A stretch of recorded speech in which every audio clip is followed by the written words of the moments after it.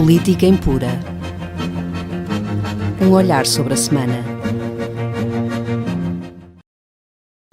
Olá, estamos aqui com o Henrique Prior, no Política em Pura, para a análise semanal da política em Portugal e no mundo. Olá, Henrique. Olá, Renata.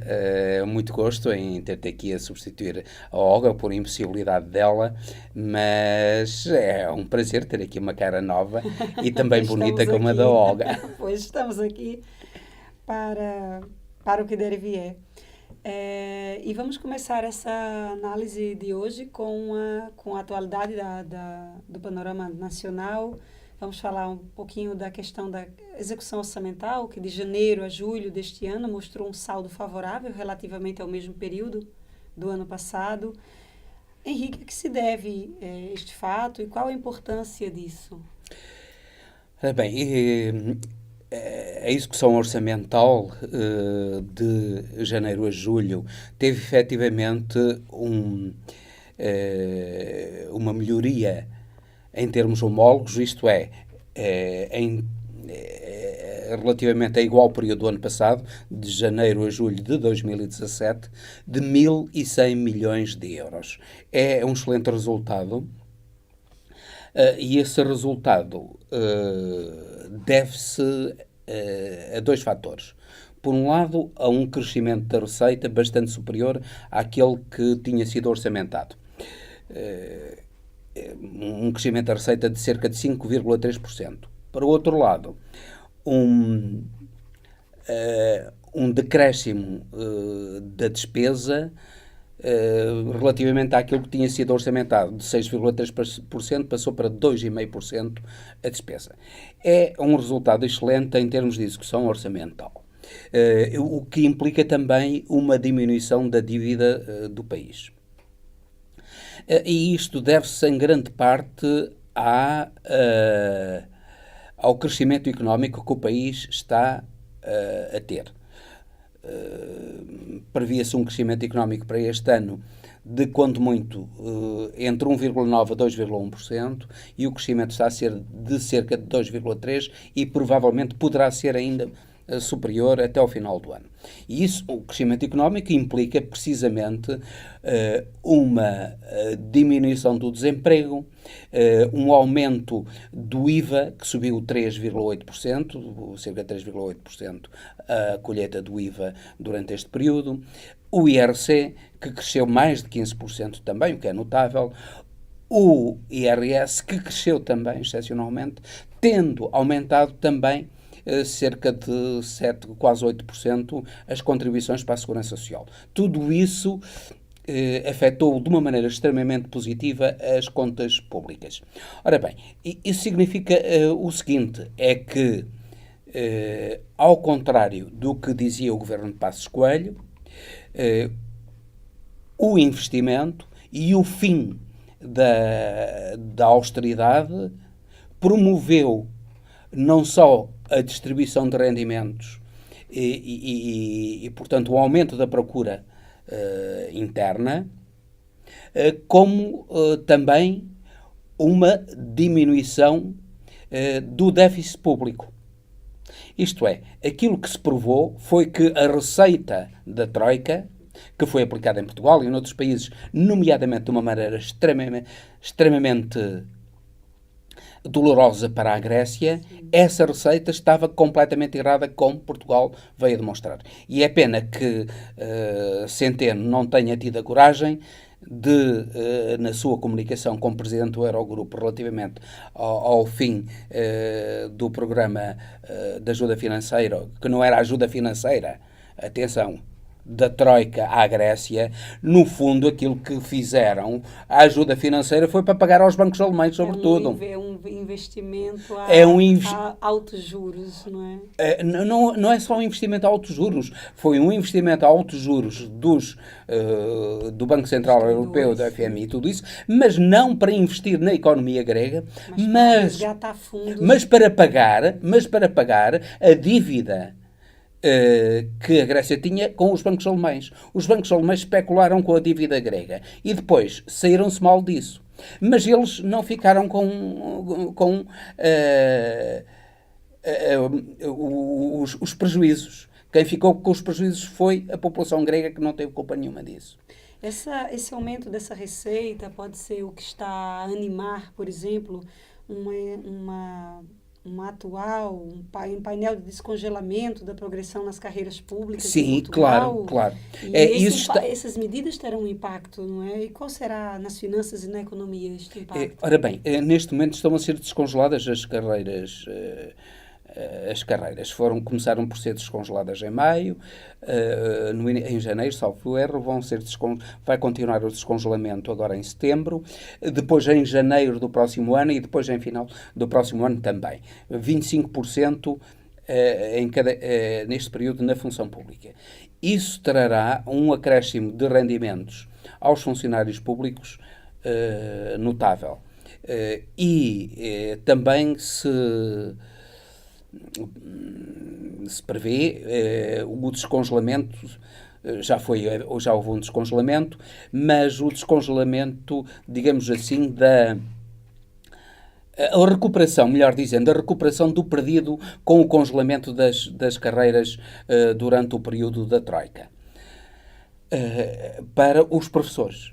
Ora, isso permitirá um aumento, prevê-se que seja nos próximos 4 anos, 2019, 2020, 2021 e 2022, e que isso lance nos rendimentos dos professores, que são a maior fatia da função pública a nível nacional, que lance um acréscimo de rendimentos que irá permitir um aumento também da procura, do consumo e da procura interna notável. Isso são muito boas notícias, sobretudo porque, simultaneamente, há um aumento do investimento. Por exemplo, no Serviço Nacional de Saúde, o aumento do investimento fixou-se nos 30%. Isso significa que há dinheiro, que o crescimento da economia permitiu que houvesse uma distribuição de rendimentos, o que é excelente para a economia, é excelente para os portugueses e é excelente para o pagamento também da dívida pública portuguesa. Podemos imaginar, então, uma campanha nas próximas eleições nacionais pautada na valorização dessa renovação e contratamento, sim, claro que é óbvio que o governo de António Costa já se percebe perfeitamente. O governo de António Costa vai ter a vida grandemente facilitada nas próximas eleições, por imensas razões, por uma incapacidade e divisão até da própria oposição, mas também por novos partidos, por algumas vitórias que o seu governo inegavelmente teve. Agora, é claro que o governo de António Costa não acabou com muitos constrangimentos da economia. Não acabou com as PPPs ruinosas, nomeadamente, por exemplo, as PPPs ainda continuamos a pagar a Ponte Vasco da Gama, que é uma vergonha, já foi paga 3 vezes, é uma vergonha, e outras PPPs, quer rodoviárias, quer dos hospitais, e isso causa um constrangimento enorme às finanças públicas. Ou seja, será uma próxima campanha pautada na redução dos PPPs e na valorização de pessoal, não é? Das pessoas e contratação de valorização das pessoas e, nomeadamente, por exemplo, os chamados COMECs, relativamente à EDP, que é um financiamento que o Estado, cerca de 700 milhões de euros, que o Estado dá anualmente para a EDP, é uma vergonha. É uma vergonha esse tipo de contratos. A usura tem que acabar com isso mesmo. Tem que acabar com isso. Infelizmente, o governo de António Costa não está a ter coragem para acabar com isso. E tem de haver alguém na oposição que tenha coragem para dizer isso tem de acabar. E essa energia, né, dessas mudanças que começa a se perceber na política nacional e na economia, que se reflete. Também dentro dessa vaga positiva temos uma notícia bastante interessante, saindo um pouco da política, mas sem totalmente ficarmos a parte disso, porque trata-se de investimento pessoal ou de que foi a Teresa Lago, nomeada, não é? Com a notícia. Foi uma excelente notícia. A Secretária-geral Teresa... da União Astronómica Internacional. O que é extraordinário para Portugal. As pessoas, note-se, em 1987, quando começou a sério um investimento na investigação, na pesquisa astronómica em Portugal, nós tínhamos 3 astrónomos, 3. Neste momento temos cerca de 200. Isso é realmente um incremento. Neste momento temos cerca de 200. A Teresa Lago com uma particularidade, é que a Teresa Lago é do Porto. Exato. E já foi a Presidente da capital do Porto, capital europeia da cultura. Era Presidente do Observatório Astronómico do Porto, da Astrofísica do Porto, e é uma astrofísica de enorme prestígio a nível mundial. Sim, Isso referência. permitiu que esse acréscimo de investigadores na área da astrofísica permitiu que todas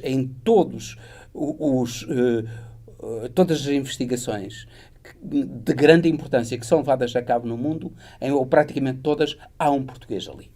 O que é absolutamente notável para um país tão pequeno como o nosso. E é notável que este país tenha conseguido passar, em 1987, de apenas 3 astrónomos para 200 astrónomos, e eles, todos eles, de importância enorme, de renome enorme a nível internacional. O país está de parabéns e o investimento na ciência é um investimento que vale a pena. Começa a sentir realmente os resultados dessa Claro. mudança.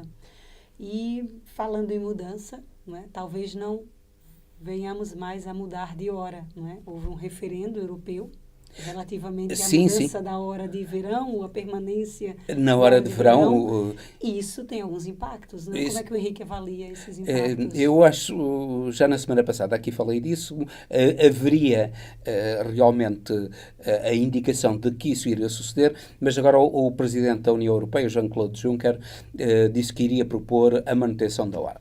Isso tem uma grande importância, eu sublinho sobretudo em termos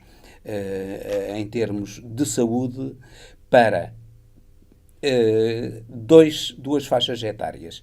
As crianças, que têm a alteração dos horários, produz-lhes problemas enormes de concentração e de saúde a nível escolar, e os idosos, particularmente os idosos que têm problemas cardiovasculares. Esses idosos, a mudança de hora produz-lhe problemas de saúde muito graves. E são apenas 4 meses, ou seja, poderíamos manter o horário de verão. Claro. O sol nasceria mais tarde, mas estaríamos sempre com a mesma... já Claro. habituados Os a agricultores preferem a mudança de horário. Mas, de uma maneira geral, repare-se que os agricultores neste momento já são uma minoria da população. De uma maneira geral, a população, aliás, foi quase 80% da população, manifestou-se a favor da manutenção do horário de verão. E as mudanças é importante, porque o horário de inverno foi instituído sobretudo com o objetivo de poupança de energia. Neste momento verificou-se que a poupança de energia é cada vez menor. E estamos a utilizar cada vez mais energias renováveis, portanto, esse problema já não se coloca tanto, porque a Europa começa a estar cada vez menos dependente dos combustíveis fósseis importados, nomeadamente do petróleo importado. Logo, cada vez menos se justifica essa mudança de hora, que prejudica a saúde de muita gente, particularmente das crianças e dos idosos. Vamos esperar então como é que a Europa resolve essa E questão. vai resolver favoravelmente, com toda a certeza. E passando para o internacional, já estamos na Europa, já saímos de Portugal. Há aqui uma contenda entre a China e os Estados Unidos para ver quem vai vencer a disputa econômica, comercial. E a China afirma com toda segurança que será realmente a grande vencedora dessa disputa. Tem razão essa... Eu acredito que seja. Eu acredito que seja. A curto prazo, os Estados Unidos vão ter vantagem. E vão ter vantagem porquê? Porque as importações americanas da China são muito maiores do que as exportações da América para a China. Mas se isso é uma verdade, que pode parecer que os Estados Unidos teriam vantagem numa guerra económica imediata, há várias razões que levam a crer que que a médio e longo prazo a América vai sair derrotada deste confronto e vai sentir gravemente essa derrota na sua economia. Primeiro, a China, o poder do Partido Comunista Chinês sobre a economia é total, pese embora haja grandes grupos privados, mas esses grandes grupos privados frequentemente estão ligados a membros do próprio Comitê Central do Partido Comunista. Portanto, a China tem muito mais facilidade de controlar a economia de uma maneira geral do que os Estados Unidos. Nomeadamente, por exemplo, pode fazer uma coisa muito simples. Com as suas incríveis reservas, tem enormíssimas reservas que a levaram a investir, inclusivamente, em títulos do Tesouro americanos. Neste momento, a China é detentora de 15% de toda a riqueza dos Estados Unidos. E essa possibilidade de usar as enormes reservas cambiais que tem, nomeadamente quer em dólares, quer em euros, permitirá aguentar dificuldades, nomeadamente dificuldades das empresas e o confronto das empresas chinesas com as empresas americanas. Porque se as empresas chinesas estiverem com prejuízos, o próprio Estado meterá dinheiro nas empresas chinesas para que elas não tenham prejuízos. Aliás, é esse um dos problemas, mas irá agravar-se. Um dos problemas que Trump assinala à economia chinesa é precisamente que o Estado mete lá dinheiro e financia as empresas portanto, faz dumping comercial com as empresas americanas.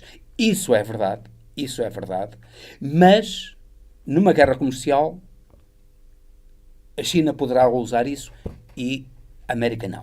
Porque a América está altamente endividada. Exato. E dentro deste panorama, o fim do acordo NAFTA, por exemplo... Mas eu iria dar outras razões ainda para isso, porque me parece mais importante. É que e esse problema do acordo NAFTA e outras questões mostram até que ponto é que a China pode vencer essa guerra comercial. É que se Trump se limitasse a abrir uma guerra comercial com a China, ele poderia sustentar durante muito tempo essa guerra comercial. Mas ele já ameaça retirar os Estados Unidos da Organização Mundial do Comércio. Sim. Então, mas isso só lhe será prejudicial.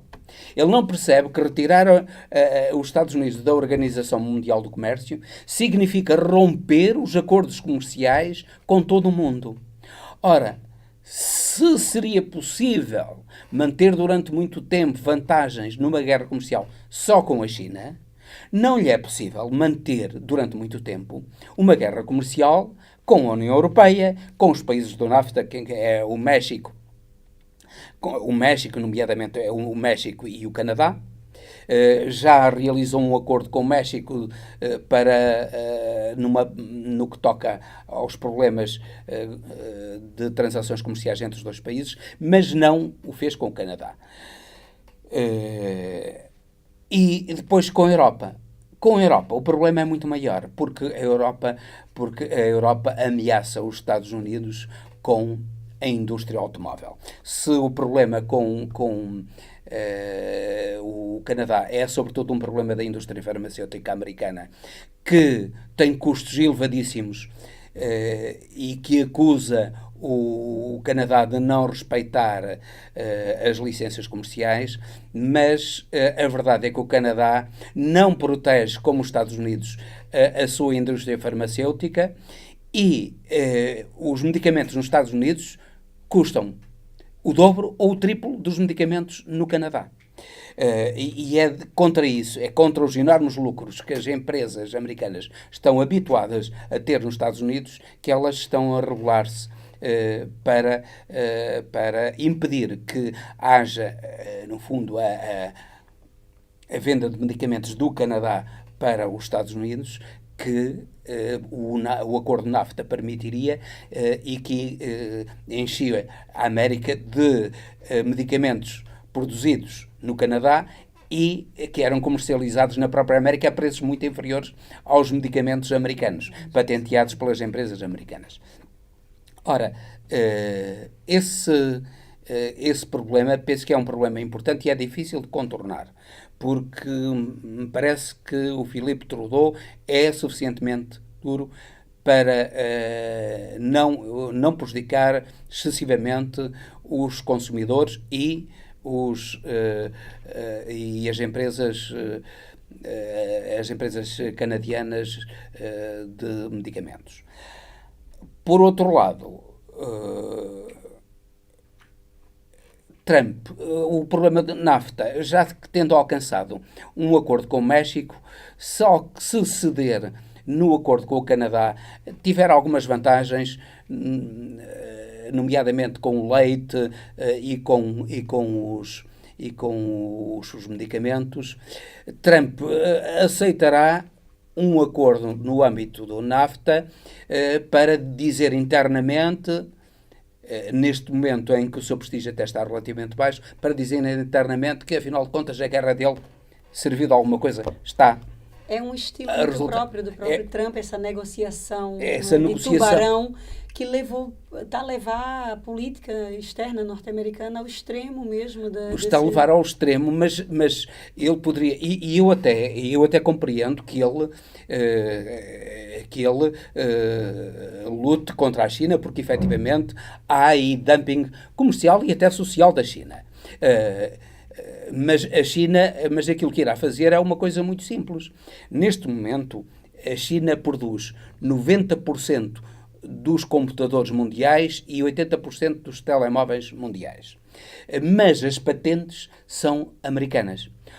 E grande parte... Já houve quebra de patentes noutros Noutros produtos, por exemplo, o Brasil mesmo entrou em choque uma vez com a América ao quebrar a patente, por exemplo, dos medicamentos para a SIDA. Pois. E as patentes podem eventualmente vir a ser quebradas, ou seja, mas não são as patentes que estão a ser quebradas. É que a área dos telemóveis e dos computadores é uma área extremamente volátil. E aquilo que a China está a fazer já é criar um programa até 2025 que lhe permitirá, ela própria, ser líder mundial na inovação na área dos computadores e dos telemóveis e na robótica. Ora, aquilo que pode ser terrível é que a China, que neste momento tem uma posição que não é a líder mundial e que nessa área, em termos de inovação, não é líder, é líder no que toca ao fabrico, não no que toca à concepção. Mas tem investido também nessa área da investigação. Se investir nessa área, os Estados Unidos poderão ser gravemente prejudicados. Como se a União Europeia investir muito, nomeadamente, nos automóveis, que é isso que, neste momento, a senhora Merkel está a fazer, a Volkswagen, a Mercedes, a BMW, as empresas alemãs, de uma maneira geral, estão a fazer, e francesas, é investir nos carros com energias alternativas, nomeadamente o elétrico, para diminuir a dependência do consumo do petróleo. Ora, se isso acontecer, a Europa voltará a ter vantagens competitivas, porque toda a política de Trump é de manutenção do domínio das energias fósseis, como é o petróleo. Ora, sendo assim, não há inovação na economia americana, porque, no fundo, aquilo que Trump está a fazer é sustentar uma clientela com indústrias e energias ultrapassadas. E aquilo que é preciso, que os Estados Unidos precisavam, era de uma alternativa de inovar. E aquilo que Trump está a fazer é impedir que os Estados Unidos inovem. E tendo razão, até em muita razão, numa luta comercial contra a China que não que falsifica patentes, que falsifica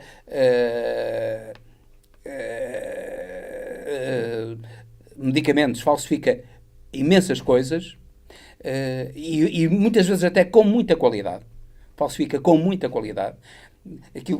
Vamos pensar no sampler, né? Nós vivemos numa era tão digital, de uma cultura digital, de cópia, de sampler. Então, talvez dentro desse modelo de gerir a economia, de gerir o modelo Trump seja datado, esteja o tão... modelo Trump, apesar de estar na moda, é uma Trump, moda datada, o modelo Trump, revival dos anos 70, dos anos 60, não está. O problema é que a moda é mudar. A moda é mudar cada vez mais. E quem não perceber isso, como o Trump não está a perceber, e aqueles que o apoiam, o que vai suceder é que o afastamento dele dos acordos e a guerra comercial dele irá proteger as indústrias que estão contrárias à inovação, irá impedir que os Estados Unidos desempenhem o papel muito importante que deviam desempenhar na economia mundial. E irão cada vez mais ser uma potência secundária a nível internacional. Não só no confronto com a China, no confronto com a União Europeia e no próprio confronto com a Índia. Ou seja, Infelizmente, fóssil, o Brasil não está ainda. O Trump é um modelo fóssil. O Trump é um modelo fóssil. Aliás, há muita gente que nos Estados Unidos está a perceber isso. Ele, neste momento, há um movimento já muito grande para a destituição do Trump, porque percebem que ele está a ser altamente nocivo para o país. E aí é que chegamos exatamente ao último ponto aqui da nossa conversa de hoje, que é exatamente o China Daily, né, ridicularizando os tweets do Trump, né? Claro, ele está a ser ele está a ser ridicularizado. Principalmente nesse momento que uma ex-conselheira do Trump engrossa e endossa as críticas contra o presidente, sim. levando a uma situação de um provável impeachment, né? Ou seja, de um impedimento do Trump. O que é que isso significaria neste panorama de política fóssil, mas tão em moda e com tantos reflexos e com alguns seguidores em outros países, mas que parece ter um período, parece estar datada? Foi uma senhora, Amorose Neumann, era uma negra, sim, que é ex-conselheira do Trump e que foi apresentada pelo Trump como um grande trunfo eleitoral porque era negra e ele era acusado de racismo, e a presença de uma negra no seu círculo mais próximo de conselheiros demonstrava, ou procurou demonstrar, que não era isso, mas ela própria cansou de ser instrumentalizada, provavelmente. Não só cansou de ser instrumentalizada, como se dispôs neste momento a falar para dizer tudo aquilo que sabe sobre a forma como Trump chegou ao poder. Nomeadamente através de um acordo com a Rússia de Putin, e através da violação dos segredos e da invenção de notícias falsas sobre a Hillary Clinton. Hoje está cada vez mais claro que isso aconteceu. Não só a influência russa nas eleições americanas, com conhecimento de Trump. Todos os seus, ou quase todos aqueles que o rodeavam, neste momento já estão dispostos a falar, porque viram que, afinal de contas, Trump está a levar a América para um beco sem saída. E não só essa senhora ex-conselheira, como o próprio advogado de Trump, como o próprio ex-conselheiro Paul Manafort de Trump, estão dispostos a falar ao procurador que investiga as ligações perigosas de Trump a Putin, estão dispostos a falar, e isso torna cada vez mais possível a destituição de Trump, que seria o primeiro presidente a ser destituído na América. Isso é muito interessante, essas ligações russas, não é? Porque isso vai nos levar ao nosso próximo encontro, qual será provavelmente o impacto dessas fake news e desses fatos alternativos e mesmo a influência de um bloco mais oriental, mais russo, nas eleições na América Latina que se adivinham agora para outubro. Vamos ficar com esse tema para o próximo. Vamos falar do Brasil. Vamos falar do Brasil. Muito impura. Do nosso Brasil, no nosso país irmão de Portugal, país amado de Portugal, dos portugueses, e que infelizmente ainda não encontrou o seu caminho. Teremos que ter um bom tempo para tentar compreender realmente quais são os ventos que vão soprar. Se é possível compreender outubro. o Brasil. Vamos fazer o nosso esforço. E terminamos assim mais um Política Impura. Obrigada, Henrique, pela companhia, e foi muito bom realmente estar neste momento contigo, não é? E até um próximo Política Impura. Até um próximo Política Impura. Política Impura. Um olhar sobre a semana.